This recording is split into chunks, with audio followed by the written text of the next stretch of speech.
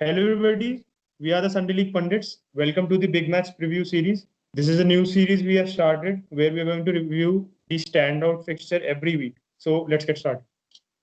So the first fixture we have this week is Liverpool versus City. The defending champions are visiting the challengers, and in this format we are going to play a game on FIFA, and the final scoreline of the match is going to be our prediction for the match. So let's start the game, Achint. Ready to get hammered.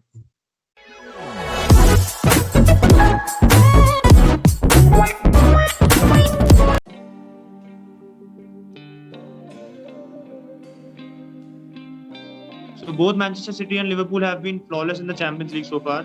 They have 9 points out of 9. City beat Olympiacos convincingly 3-0 and Liverpool thrashed Atlanta, that too away from home 5-0. So both of them are in red hot form in the Champions League. But when it comes to the Premier League, that's not the case. City has been shaky, you can say, because they have lost points on fixtures which you might have expected them to win. And Liverpool has also been not that comfortable given their form last season, but yeah, better than City. What do you think? Liverpool are still the best team in the league, in my opinion, to be honest.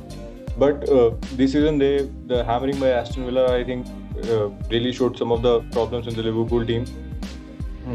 I mean, just to be fair, the 3 of the Aston Villa goals went off to deflection, but obviously do not expect Liverpool to lose 7-2. I mean, they broke a lot of records. I mean, records which they do not want to break in that match. But right now they have the second worst. I mean, just talking about the stats, they have the second worst defense in the league. Van Dijk is out injured, Fabinho is out injured, and they've not really signed a backup centre back when they let Lovren go, so that is hurting them a bit. But Reece Williams and Nathan Phillips have really stepped up well. So, but it is a first big test. Without Van Dijk, they have not really faced opponent up to the mark of City. And the players that City have, I think it's going to cause them a lot of problems, like just Gabriel Jesus did. So let's see what happens. What's your take on the Van Dijk injury and how it's going to affect them? I think obviously it's massive for them. He was really, if you see Klopp's all of Klopp's big signings, he was the most impactful without any doubt. When he came in, we really saw Liverpool's defense just go through such a massive change in terms of their stability and confidence. So he's going to be a big loss throughout the season, and if Liverpool manage to pull off another title, it's really going to be more impressive last season, even without their talisman in terms of their centre back. But yeah, if I come to City, City has been shaky as we And started Sterling off. was onside. Right? I think not sure what the ref is saying. Sterling was onside.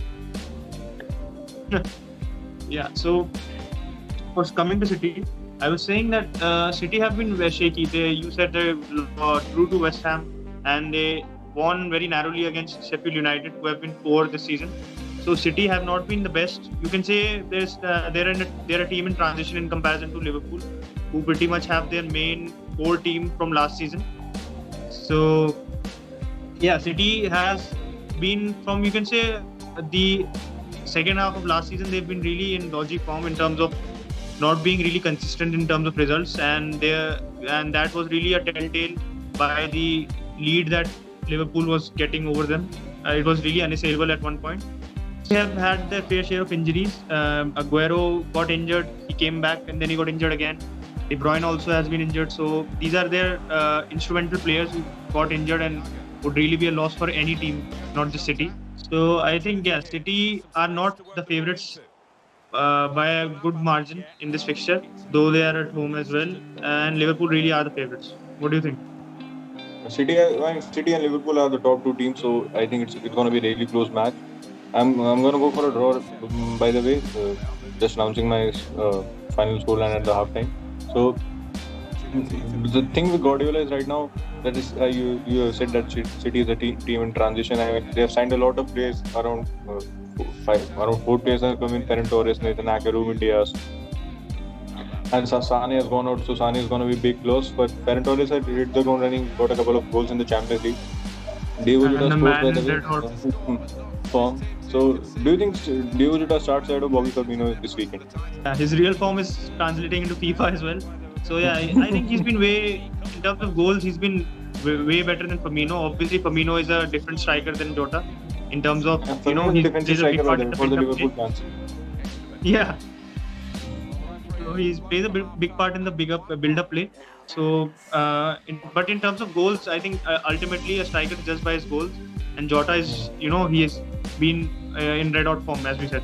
So I think he I mean, deserves to start just over to be fair to Firmino. Jota, Jota is also not a striker. I mean, he has never really played out as a number 9. In Wolves also he played on the left wing or he played with Raul Jimenez.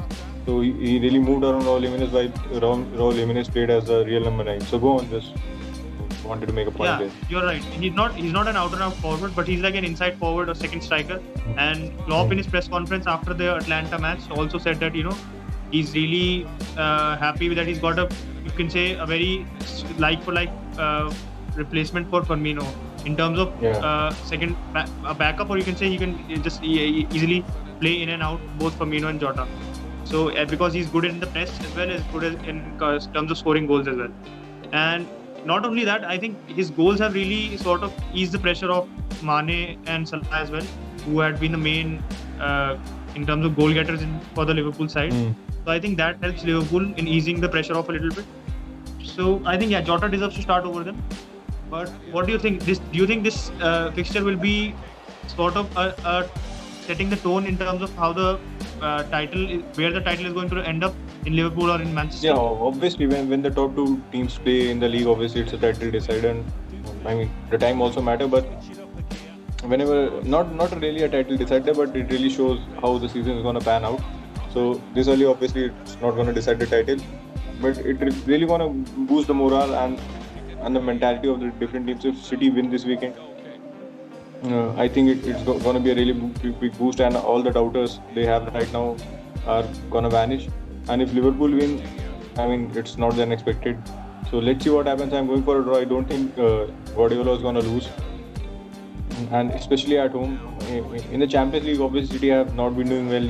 Guardiola is trying to outdo himself in match against Spurs a couple of seasons ago, and last season against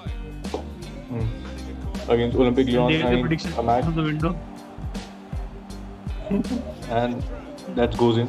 By the way, I was not focused on the match. I was really talking to you about that. That's it. Yeah, he's trying to outdo himself, but to replace players like Company, Fernandinho. I mean, Fernandinho is still at the club, but the age is catching up with Fernandinho right now, I think, in my opinion. So to play the same way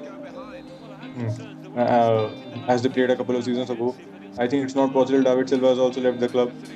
Really been somebody who's not been focused upon in terms of a very crucial departure. In terms of in comparison to Company, he's not obviously that presence in the dressing room that Company was. But in terms of providing stability to the squad and a second creative outlet apart from De Bruyne, he's a really major miss because you can't expect Foden to suddenly step up to the plate in similar fashion. He's a player. He's definitely going to have a bright future, but not immediately. Obviously, he's going to progress with age. So I think David Silva is a very major loss that City should have actually looked towards replacing, but they didn't. But coming to you touched upon that that this season, this fixture can really set the tone for the season in terms of the title challenge. But this season, out of every season, has been really unpredictable. And you can see that Everton has been fancied for a challenge, but obviously that's withering away. But Tottenham with Mourinho has been really packed. So I think this could really set the tone. But this season, I won't be